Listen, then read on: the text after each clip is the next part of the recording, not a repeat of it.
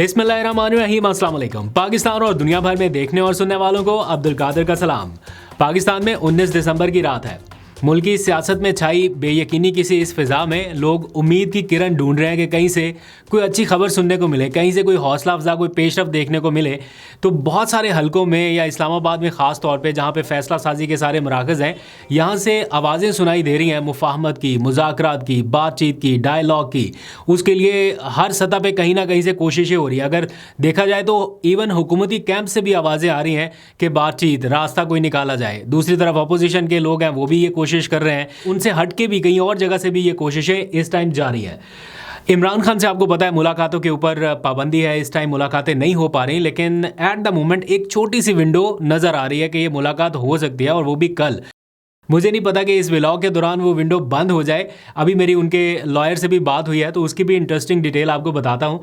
और इस सारे माहौल में जब हर तरफ बातचीत, मुज़ाकरात के ऊपर जोर दिया जा रहा है, दूसरी तरफ सज़ाएं भी सुनाई जा रही हैं। आज भी 9 मई के केस में पीटीआई की जो पंजाब की टॉप लीडरशिप है, उन सबको सज़ाएं सुना दी गई, तकरीबन 10-10 साल की। पहले भी कई मुकदमात में इसी नौयत की 10-10 साल की सज़ाएं सुनाई गई हैं। अब मज़ीद ऐड ऑन कर दिए गए और ट्रायल मुकम्मल किए गए और सज़ाएं सुना दी गई।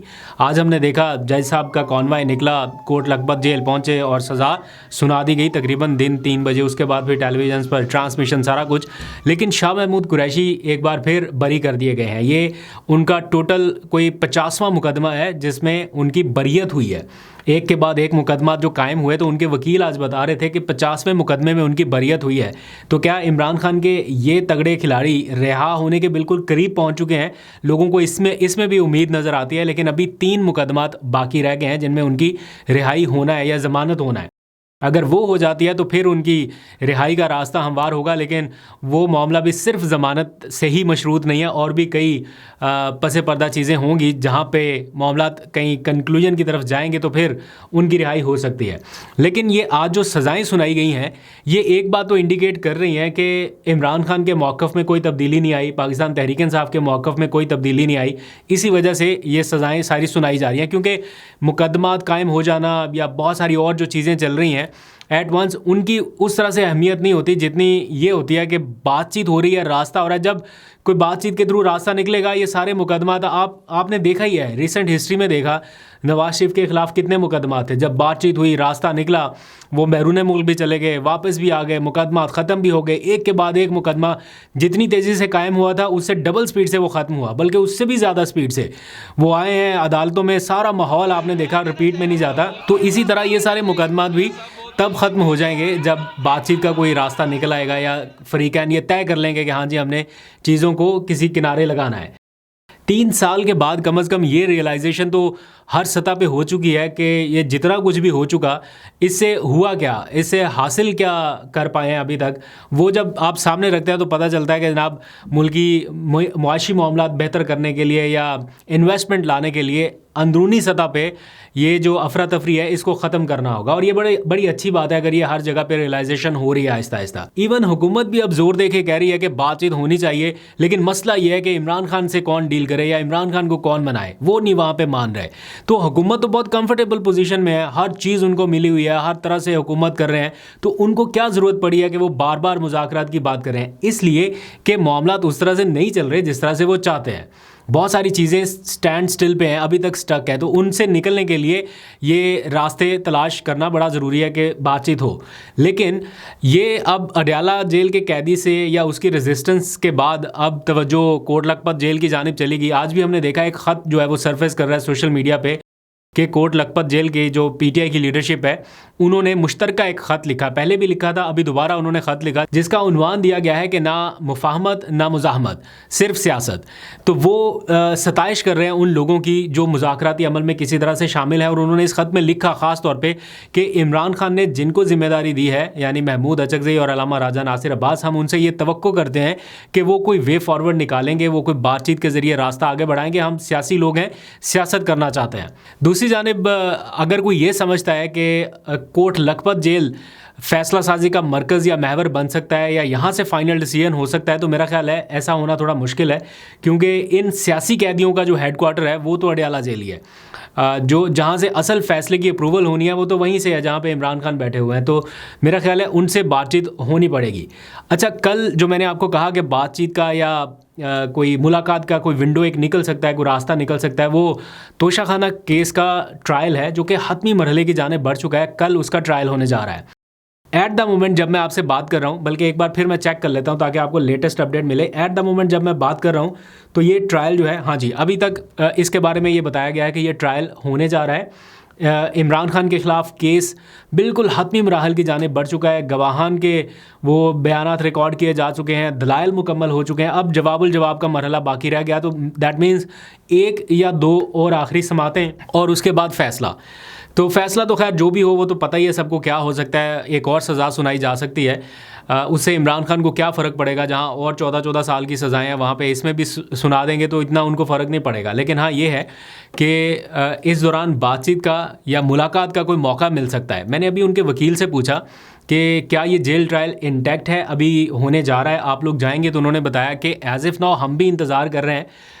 हमें अभी तक ये नहीं बताया गया कि ये मुलतवी हो रहा है, लेकिन इसके इम्कानात ज़्यादा हैं कि मुलतवी हो जाए। जिस किस्म का माहौल है कि उनसे बातचीत नहीं हो रही, मुलाकातें कट ऑफ की गई हैं, तो ऐसे में लग यही रहा है कि जब आप ये व्लॉग सुन रहे होंगे या इसके बाद किसी भी time in the middle time में, आखिर में भी चेक करके आपको बता दूंगा, लेकिन ये मुलतवी हो सकता है। बट अगर नहीं हुआ तो एक विंडो बरकरार रहेगी। अब देखते हैं कि क्या अपडेट आती है, फिर आपको बाद में भी बता देंगे। अब इस सारी सूरत हाल में 2 चीज़ें जो पॉजिटिव हैं, एक तो मुज़ाकरात का माहौल जो हर सतह पर डिस्कस हो रहा है, दूसरा शाह महमूद कुरैशी की रिहाई बिल्कुल करीब पहुँच चुकी है, और तीसरा तहरीक तहफ़्फ़ुज़ आईन पाकिस्तान की जो क़यादत है, इसके जो इनसाइडर्स लोग हैं जिनसे हमारी बातचीत होती है, जिनसे हम पूछते हैं कि आपका मूड क्या है, आप मतलब अंदर खाते पार्टी के कैंप में चल क्या रहा है, क्या इस बारे में गौर हो रहा है कि हम मुज़ाहमत की तरफ जाना है या अभी मुफाहमत वाली बातें, तो वो मुफाहमत की तरफ ज़्यादा जोर है उनका। और इसी लिए कल एक कौमी कॉन्फ्रेंस होने जा रही है, चंद घंटे ही बाकी हैं, और इस कॉन्फ्रेंस का जो नाम दिया गया है वो है इज्तमाई दानिश से राह नजात। ये जो इस टाइम मुल्क को दरपेश मामलात हैं या मसाइल हैं, उनसे राह नजात हासिल करने के लिए इज्तमाई दानिश, इस उन्वान से कल कौमी कॉन्फ्रेंस होने जा रही है, जिसके लिए खैबर पख्तूनख्वा हाउस इस्लामाबाद में इंतजामात किए गए हैं। और जैसे मैंने आपको कल के व्लॉग में बताया था कि पीपल्स पार्टी को नहीं इनवाइट किया जा रहा, तो ना पीपल्स पार्टी ना मुस्लिम लीग नून, लेकिन इस प्लेटफॉर्म से ओपन इन्विटेशन सबको दिया गया है। कोई ऐसा नहीं है कि दावतनामा किसी के नाम से शाया कर दिया गया कि जनाब आप शिरकत करें, आप शिरकत करें। उन्होंने सबके नाम ये ओपन इन्वाइट कर दिया है कि आप लोग भी अगर चाहें तो इसमें पार्टिसिपेट कर सकते हैं। महमूद अचकज़ई के नाम से एक ओपन इन्वाइट जो है वो सोशल मीडिया के ऊपर भी डाल दिया गया है। तो देखते हैं, कल मैं खुद भी जाऊँगा वहाँ पर, इसको कवर भी करेंगे ARY न्यूज़ के लिए, और फिर इसको आपको भी अपडेट करेंगे कि वहाँ पर क्या डिस्कस होता है। 2 रोज़ा ये कॉन्फ्रेंस है, और संडे को जब ये कंक्लूड हो जाएगी तो फिर उसमें अपने कुछ डिमांड्स या अपने कुछ एक कदम पीछे हटना है या आगे बढ़ना है, उसका वे फॉरवर्ड क्या है वो बता दिया जाएगा। अब आ जाइए ज़रा 2 और ख़बरें हैं। आज एक वफाकी वज़ीर अलीम खान और सेनेटर पलवशा खान की लड़ाई हुई। कौमी असम्बली में सेनेट की कायमा कमेटी बराए मवासलात का इजलास था, और उस इजलास के दौरान गर्मा गर्मी इस हद तक बढ़ी कि मामला शटअप कॉल्स तक चला गया, इससे भी आगे तक चला गया। बहुत हेटेड आर्गूमेंट्स जो है वो हो गए, और यू शट अप और हाउ डेयर यू, और इस तरह की बातें जो है वो वहाँ सुनने को मिली।